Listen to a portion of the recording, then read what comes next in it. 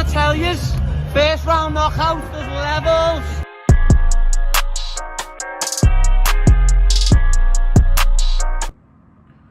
Welcome back to the Man Cave, guys. So we're gonna recap real quick because fight starts early tomorrow, so I want to get this out for you guys as quick as possible. I'm gonna recap the fights from Abu Dhabi. Went 12-12. I think everybody did pretty good on predictions. I saw a lot of people 11-12, 12-12. Some really good fights besides the main event.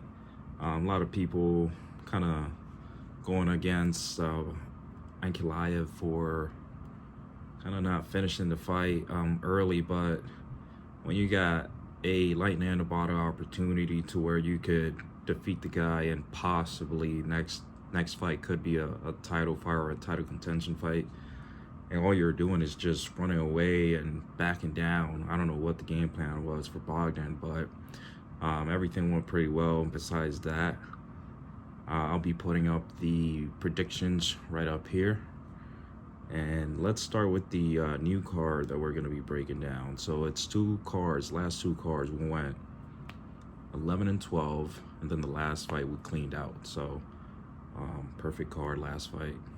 Besides like knockout submissions on the right tracks, but all right, again, I'm going to be breaking down the fights that I like the most. Eventually, the more I do this, the more people start coming into the channel, then I'll start breaking down every fight.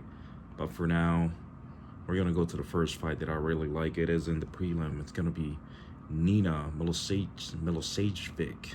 I don't know how do you pronounce that, versus Haley Cowan. So you got somebody in Nina who's really good at finishing fights. She's going to be taking on Kawan. Now, Kawan, whatever the hell her name is. She's been on a very bad streak, and then not just that, she's gotten finished in a lot of her fights. 1, 2, 3, 4, 5. 4 out of the last 5, she's gotten finished. She's gotten kneed, KO, and then she's gotten subbed. So, to me, you know where we're at. You know what part of the world we're at. UFC's trying to get this Nina chick to get a good win. And not just a win, a very impressive win. And that's where we're going to go ahead and take her. We're going to take her to win the fight via finish. If you find it, last time I looked, I think it was like 30 minutes ago, 100 plus. So that's going to be the first fight prediction for us. Give me Nina via finish. And then we go and move on to this fight's a little tough for me for this next fight because Rebecca versus Propolek. So definitely gonna go with Rebecca now, right? But how are we gonna take this guy? This guy is pretty good. I mean, the fights he's lost to very, very good people. Ferreira, I can't even blame that. Ferreira still, he always has power. So I was looking at something here, and you could go two ways with this. You could do Rebecca via submission / decision, which is like -160. You can parlay that with something else, or you can go with Rebecca's sub.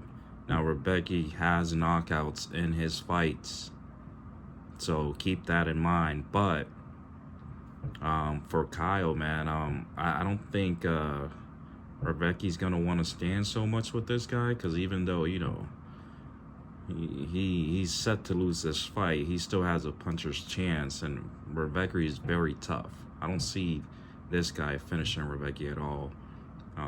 But it could be in a point where Rebecca starts getting cut, all that scar tissue, and then he has to take it to the ground. And two ways could happen. He could either take it to the ground, submit the guy, or it's going to be a knockdown to a sub. So that's two ways you can attack this. Personally, I would take the submission / decision, parlay that with something else. But if you want to get nice with a submission, I think it's like 240 plus for Rebecca. Next fight, Bogdan Grad versus Dennis This one's going to be short for me. I see a lot of people taking this to go to decision. Guys, Dennis is going to get knocked out here, right? He's going to get knocked out within 2 rounds. Bogdan is just nasty with the style. And the one thing that really stood out to me was the losses for this guy. I mean, come on, you got 1 counter hook, round 1. Even though Barbosa, I don't know what type of anabolics he's on, but Jesus, even if he wasn't, he has power. Jamal Emmers knocked out. So, and I think that's it. But Bogdan's just too aggressive, man, and this guy really hasn't beat anybody good. Connor Matthews is not even good in my book neither, so we're gonna do Bogdan inside the distance. That is something that I'd really like. Now, if you don't want to take a fight or take a side, you can't take fight doesn't go to distance. For me, Luke Riley's just nasty, right? So that knockout, I'm gonna give that to Bogdan. Luke Riley just swings until he lands, and when he lands, look what he did to Kai Kamaka. Kai Kamaka is pretty good.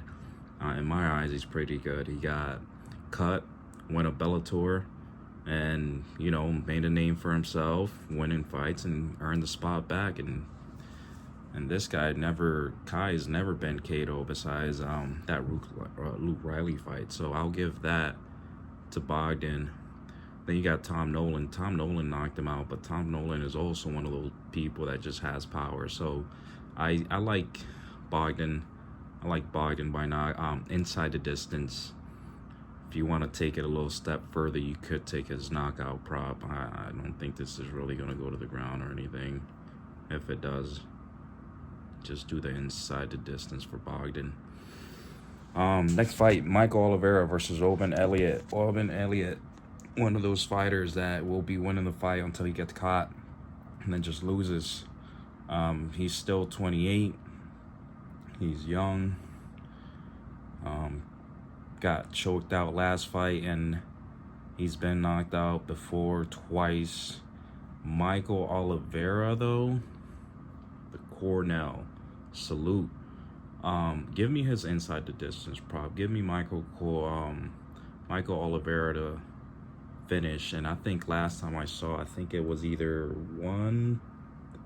plus money, 100 or 135, one of those two. But that's what I'm gonna go with. This guy's nasty. Round one. Only 2 fights that I can see that have gone out of round 1, and he still managed to finish him.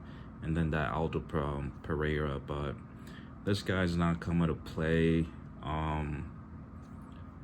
You can expect Oban to, you know, show off a little bit, probably win a couple minutes, and then I don't know where, get caught with something. So that's what we're gonna go with. Michael Oliveira via finish.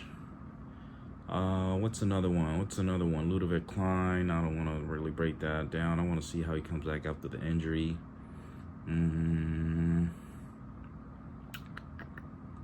Yes, this one. Marcin Tybura versus Alexander Rakic. Now, Rakic going up. Rakic's faster. Marcin on his last few fights has just not really been showing that he can do anything. Look what he did with Tyrell Fortune, and look what this other guy did to Tyrell in the last fight. D'Elia, I never really liked D'Elia, but he knocked this guy out. So, and then Spivak knocked him out too. So what I'm thinking is Rakic, and I'm actually taking Rakic's decision. I see people taking his money line, which is pretty high parlay, and you can do that. But I really think he's going to be going up in weight. He's going to be faster. I could see him kicking the legs with Tybura. I could see him freaking switching it up and getting a head kick TKO or just a ground and pound. So for me, give me Rakic to snap back out of this 4-fight losing streak, come into this new weight class and show people that he's still good, man. Because how old is Rakic? He's 34, right? You're going up to heavyweight, man, at 34 with your speed. You're basically just turning into a new chapter. So, yeah, give me Rakic inside the distance. Jan versus Navajo Sterling. I'm going to keep this simple. John's pretty tough to get finished. He doesn't usually get finished like that. Sterling, fighter that has all the tools but can't seem to really put things together or is not aggressive enough. Last fight he fought this guy, Ion, or what was it? Yeah, Ion Kutalaba. Kutalaba just gave up. He was just tired. Kutalaba really didn't get hit hard. He just showed up.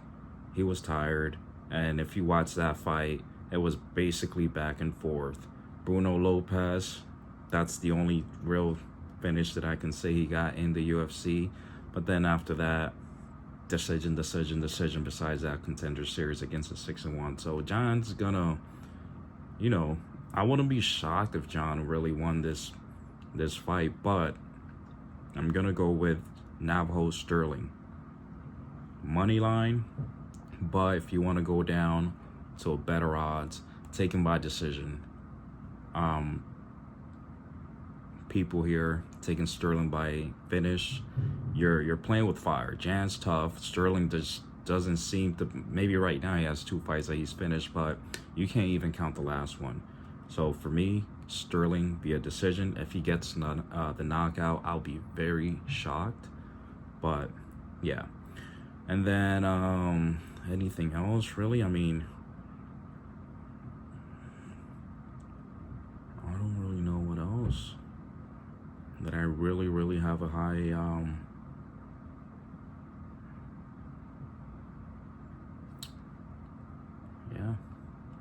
I'm gonna give you guys one more. Jovan Lika versus Alexander Popik. These guys are finishers. They got a couple submissions under their belt, but they're mostly finishing fights. They're also getting finished as well, so that's something that I like to see. I don't really want to pick a side in this. I'm going to make it simple. Give me fight doesn't start round 3 at -110. Somebody's going to drop, and I expect it to be in the first round. Either a KO or a sub, doesn't really matter. Or I expect it to be in the second round. I'm leaning more towards the first, but just to make it simple, fight doesn't start round 3, -110. And that's what we got. So the fight's early tomorrow, guys. Make sure you set up your alarms. But yeah, man, that's all we got. We're gonna prepare. Dana White's Contender Series is starting. I love the Dana White's Contender Series because it's like that little treatment early in the week where you can get some MMA going. So we'll be preparing for that. Follow me on Instagram, The Man Cave MMA. If you guys want to join the Discord, shoot a comment so I can start posting the link. If not, I'm gonna just leave it in the bio. And if you have any questions, comment below, man. See what I can do for you guys. That's right! What do you think you are?